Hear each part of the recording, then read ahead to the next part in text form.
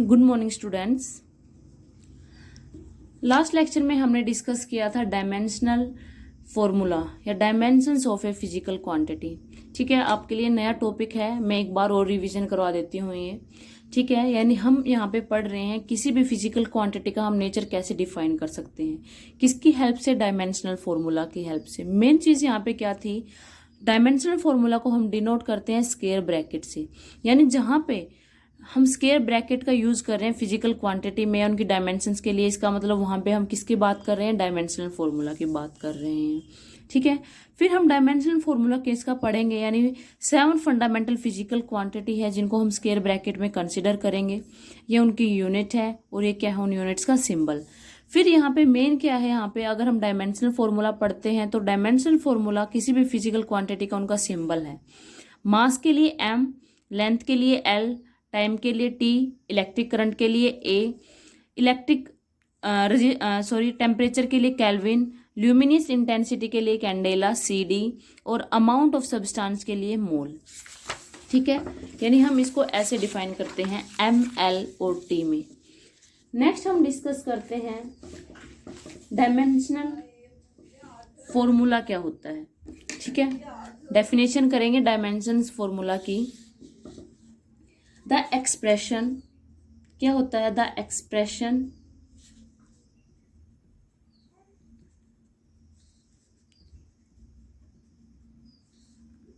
Which shows how and which of the base quantities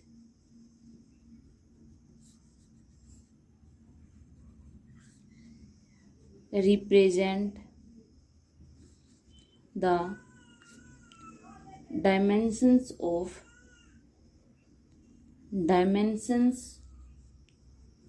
a physical quantity. Dimensions of a physical quantity is called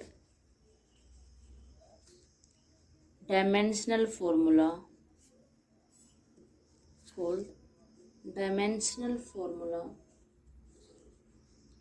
of the given physical quantity.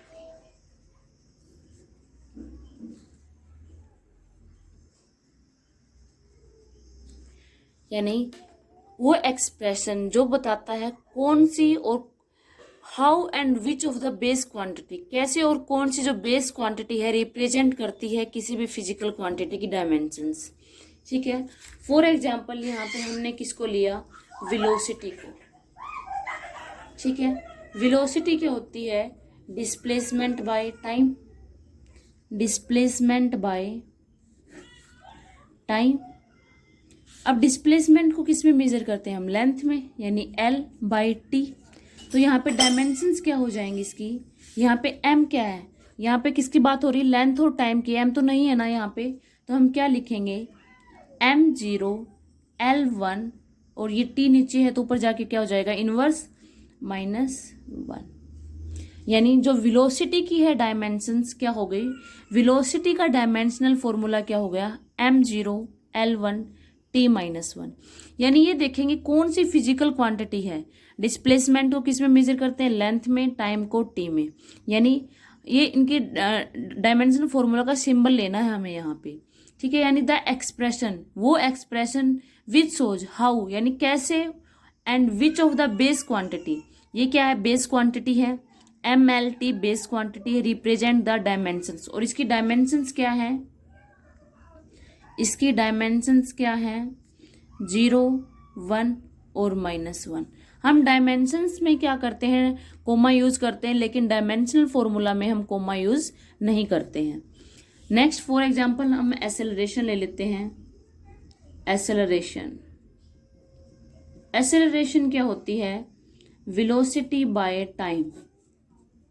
ठीक है, अब यहाँ पे velocity का पढ़ा, velocity का dimensional formula क्या होता है, m0 L1 T-1 और एक t क्या है, नीचे है, तो क्या हो जाएगा, m0 L1 T minus 2।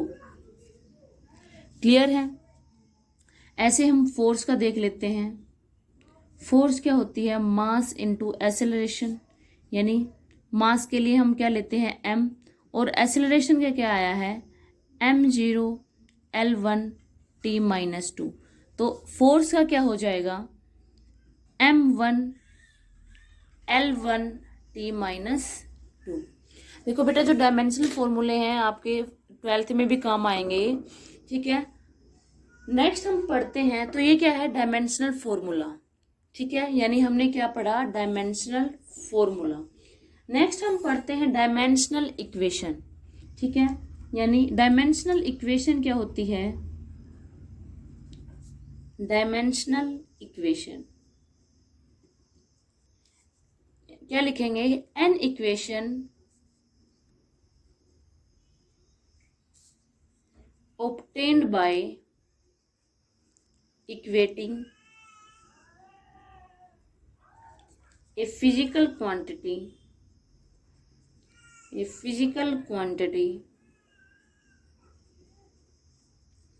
with its dimensional formula,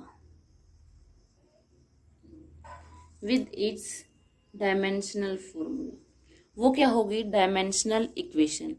यानी अगर फिजिकल क्वांटिटी को हम उसके डायमेंशनल फॉर्मूला के साथ इक्वेट कर दें तो वो क्या हो जाएगी, डायमेंशनल इक्वेशन क्या हो जाएगी, वो डायमेंशनल इक्वेशन।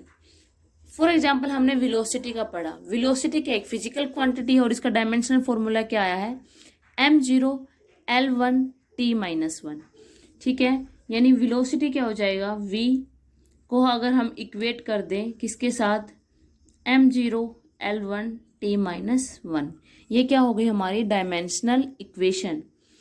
जैसे ऐसे ही एक्सेलरेशन को ऐसे इक्वेट कर दें डायमेंशनल फॉर्मूला के साथ m0 L1 t माइनस 2।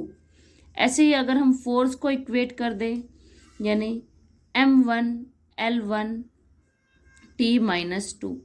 आपको ध्यान देना है यहाँ पे जो डायमेंशनल फॉर्मूला है बेटा, उनको एक तो स्क्वायर ब्रैकेट में क्लोज करना है, जैसे मैंने इनको स्क्वायर ब्रैकेट में क्लोज किया है। दूसरा MLT के बीच में कोई भी कोमा यूज आपको नहीं करना है, और उनकी क्या है डायमेंशंस आपको यहाँ पे नोट डाउन करनी है, जो भी डायमेंशंस आती हैं आपके फॉर्मूला के हिसाब से। इसके लिए फर्स्ट क्या है, फर्स्ट रिक्वायरमेंट है आपको सभी फिजिकल क्वांटिटी पता होनी चाहिए जो हमने स्टार्टिंग में पढ़ा है। सेकंड क्या है, उनका फॉर्मूला आपको पता होना चाहिए। क्लियर है।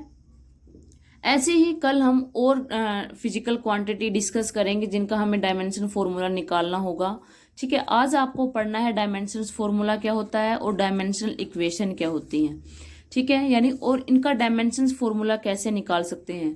आपके बुक में ऐसी एक टेबल दी गई है जो बेसिक आपने अभी तक पढ़ा है 9th 10th में, जितनी भी फिजिकल क्वांटिटी पढ़ी है आपने, उनको क्या है उनका डायमेंशनल फॉर्मूला आपको निकालना है, ठीक है। ये इसी मेथड से, यानी आपको सिर्फ क्या है फंडामेंटल फिजिकल क्वांटिटी कंसीडर करनी है। जैसे मास के लिए हम m कंसीडर करते हैं, यानी ये जो सिंबल लिया है। लेंथ की बात हो रही है तो वहाँ पे हम l लेंगे, टाइम की बात हो रही है तो यहाँ पे हम t लेंगे, यानी m और आपको सिर्फ m l और t के ऊपर ही करना है, ठीक है। करंट के लिए टेम्परेचर के लिए मैं खुद करवाऊंगी, उसके बाद आपको प्रैक्टिस करना है।